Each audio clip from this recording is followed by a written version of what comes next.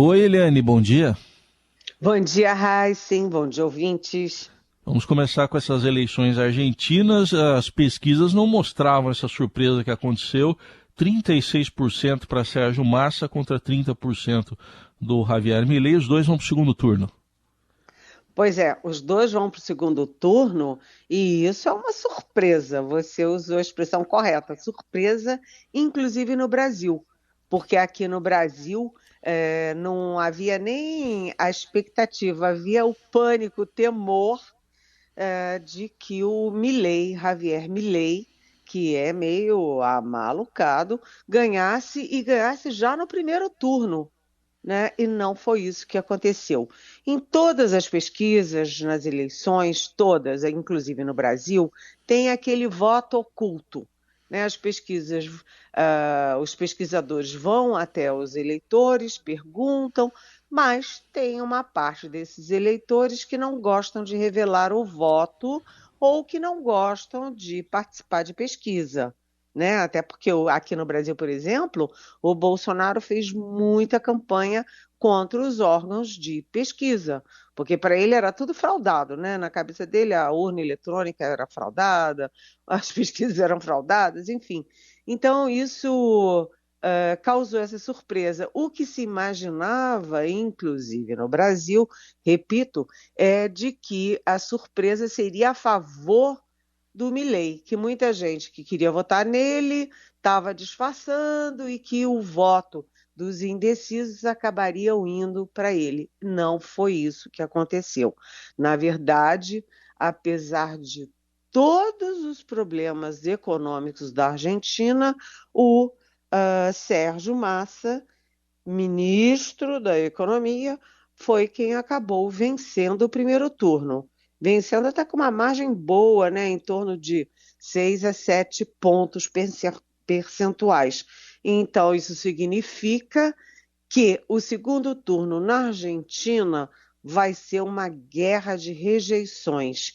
Quem rejeita mais o primeiro colocado do primeiro turno, que é o Sérgio Massa, né, que rejeita a política econômica desastrosa do kirchnerismo, e quem rejeita, assim, vamos dizer, o imponderável chamado Javier Milei, que não é ultraliberal, ele é narcocapitalista, ou seja, ele quer Estado, não Estado mínimo, mas Estado zero, quer acabar com as escolas públicas, universidades públicas, hospitais públicos, acabar com o Banco Central, ou seja, ele quer acabar com o Estado brasileiro, Estado argentino, mas será um segundo turno muito eletrizante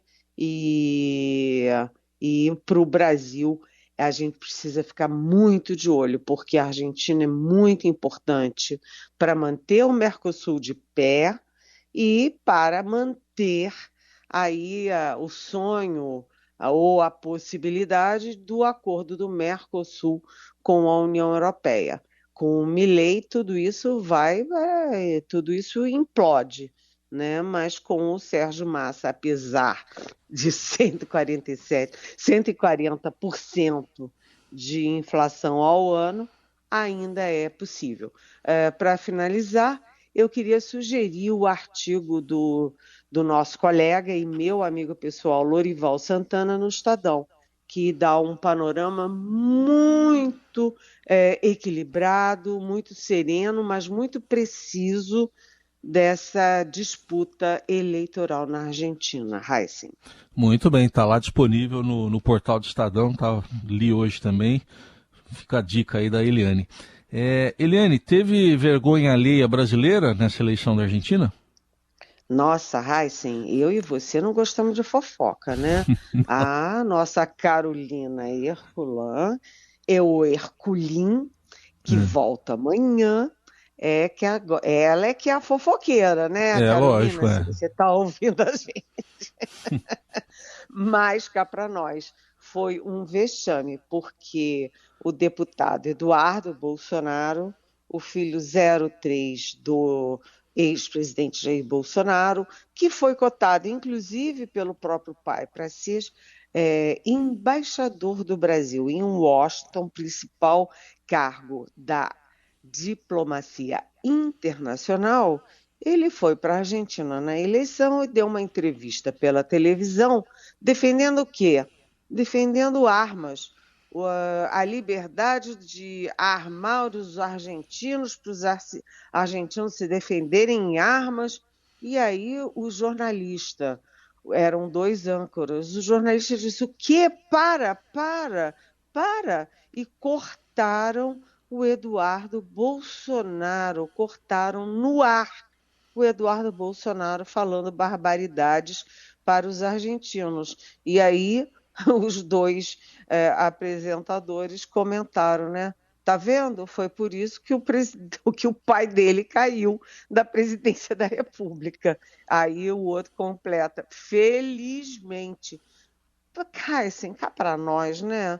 Como é que é possível a gente ter vivido isso, né? O cara vai para a eleição da Argentina para defender, armar a população civil, um cara que o pai queria botar como embaixador do Brasil nos Estados Unidos. Se foi assim em alguns minutos de entrevista na Argentina, como é que seria esse cara em Washington? Olha, realmente os âncoras argentinos têm razão, né? Foi por essas e muitas outras que o pai dele caiu, né? Não foi reeleito nas eleições de 2022. Bom, já que você tocou nesse assunto das armas, vamos ouvir um trechinho até, porque o Sérgio Massa, no discurso da vitória do primeiro turno, chegou a tocar nesse assunto das armas. Vamos ouvi-lo. Quiero decirles que mi compromiso es construir más Argentina y más argentinidad y no menos. Que mi compromiso es construir más orden, más seguridad y no improvisación. Que mi compromiso es construir reglas claras frente a la incertidumbre. Que mi compromiso es construir una patria en la que sin dudas tengamos la capacidad de que nuestros hijos puedan elegir ir a la escuela con una compu en la mochila y no con un arma en la mochila.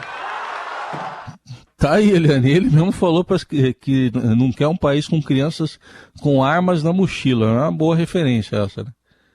Exatamente. Agora, é curioso porque a Argentina sempre tem um reflexo do Brasil nas eleições.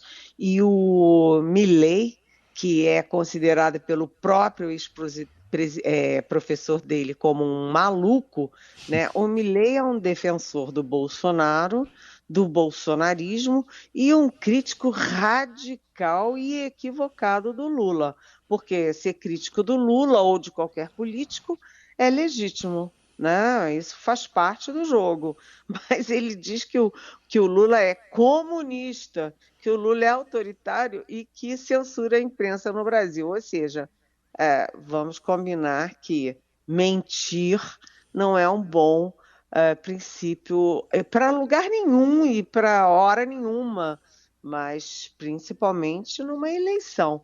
E o povo argentino gosta muito do Lula, né? O Lula é muito popular na Argentina. Então foi outro passo em falso ali na simbiose que há entre Brasil e Argentina, inclusive nessas horas, nesses momentos eleitorais, né, Raíssa? Muito bem. Segundo turno, então, 19 de novembro, a gente acompanha essa campanha toda lá na Argentina. Análise política com Eliane Cantanhede, mas para falar também no caso de polícia, né? Porque tivemos aí a recuperação de quase todas aquelas metralhadoras furtadas do arsenal do Exército em Barueri, na Grande São Paulo. Faltam 4 ainda. E, Eliane, o que se sabe sobre militares envolvidos nesse desvio?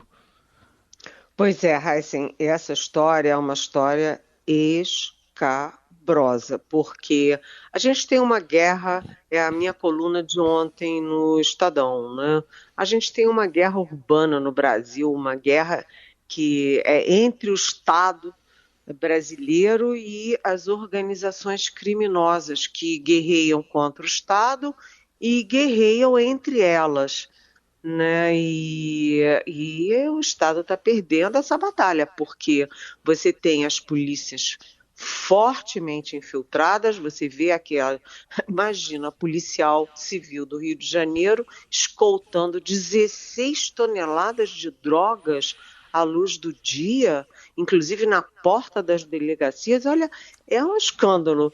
E essa história de que 21 metralhadoras pesando o kit, né, metralhadora, pesando ali uns 60 quilos, cada uma metralhadora com 1,75 m. Tirar tudo isso, veja bem, tirar tudo isso do arsenal do Exército Brasileiro em Barueri, São Paulo, sabe? E ninguém vê. Isso é um horror. E essas armas vão para onde? Vão parar exatamente com organizações criminosas, ou seja, o Exército abastecendo de armas o crime organizado. Isso, sinceramente, é assim, a gente tem que dar um tapa na bochecha esquerda, na bochecha direita, para tentar entender e pensar, estou acordado, isso está acontecendo mesmo. Então, foram já identificados, primeiro a gente lembra que foram aquartelados, né, 480 militares, depois ficaram 160 e agora foram identificados 20 que tiveram participação direta, algum tipo de participação no desvio dessas armas. 20, né? E pode vir mais, quer dizer, as investigações não estão concluídas. O que isso significa? Que era uma quadrilha agindo dentro do arsenal do Exército. Significa que o comandante não tinha controle, tanto que ele já foi exonerado, é um tenente-coronel já exonerado do cargo, né? E que ali, bem, a guarita deixou passar, né? O motorista que estava dirigindo sabia, né? Quem liberou os caminhões ou o caminhão também sabia, né? Quem autorizou a saída, assinou ou abriu o cofre, né, das armas também sabia. Essas coisas caracterizam quadrilha e nenhum deles denunciou. Ou seja, é um escândalo de alta proporção. E o Exército Brasileiro, o próprio comandante do Exército, o general Tomás Paiva, já me disse que tudo será apurado e punido com extremo rigor, que é o que a sociedade brasileira espera. Agora, as armas apareceram do nada. Uma parte delas apareceu do nada numa comunidade do Rio de Janeiro, jogada numa poça d'água. Agora aparecem mais 4. Significa o quê? Que as próprias organizações criminosas viram que estavam atraindo as autoridades, as investigações, o Exército, Polícia Federal contra elas e estão devolvendo aos poucos para se livrar dessas investigações. É mais ou menos o que aconteceu com a morte dos 4, né, o assassinato, assim, a sangue frio, de 4 médicos no Rio de Janeiro, né? A organização criminosa viu que estava atraindo as polícias contra elas e simplesmente mataram quem matou os médicos, se livrando do abacaxi. Corpos humanos são abacaxis e as armas agora abacaxis. Muito bem, uma boa comparação aí, porque é exatamente isso, infelizmente.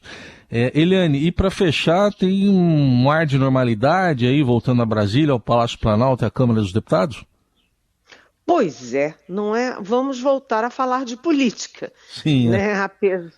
Apesar da guerra em Israel continuar muito feia, né? A gente hoje chegou o 8º voo com o avião da FAB trazendo brasileiros de Tel Aviv, mas os 32 brasileiros que estão na faixa de Gaza, ali ao sul da faixa de Gaza, esperando a abertura das fronteiras, esses continuam numa área de altíssimo risco e muito preocupante.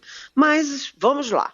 A gente volta a falar da política brasileira, porque o presidente Lula, que fez 2 cirurgias, né, na pálpebra e no quadril, ele deve voltar essa semana a despachar presencialmente no Palácio do Planalto, depois de ficar um mês no Palácio da Alvorada se recuperando.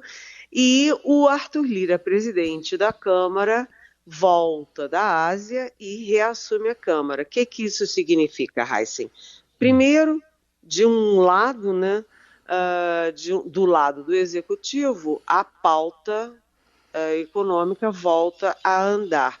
E o item número 1 na Câmara é exatamente a questão de aumentar a arrecadação da União, como, né, taxando grandes fortunas em offshore, né, em grandes fundos especiais no exterior, etc. Então, essa é uma pauta. E isso também impulsiona a votação, a tramitação mais rápida da reforma tributária no Senado.